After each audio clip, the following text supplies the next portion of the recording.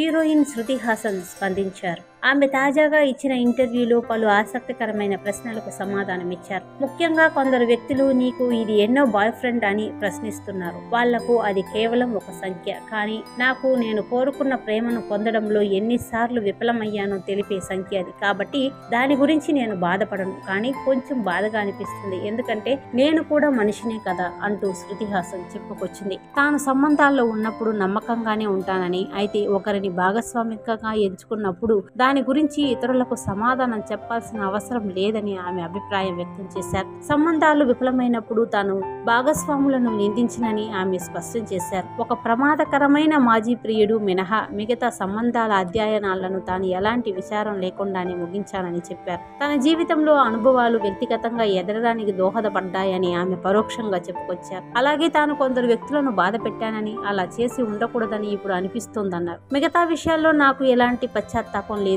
కొన్ని సందర్భాల్లో నేను సరదాగా తెలివి తక్కువగా ప్రవర్తించి ఉండవచ్చు. అది పెద్ద విషయం కానప్పటికీ నాకు అత్యంత విలువైన కొందరిని నా పొరపాట్ల వల్ల గాయపరిచాను. ఇప్పుడు వారికి క్షమాపణలు చెప్పేందుకు ప్రయత్నిస్తున్నాను అంటూ శృతి హాసన్ చెప్పుకొచ్చారు.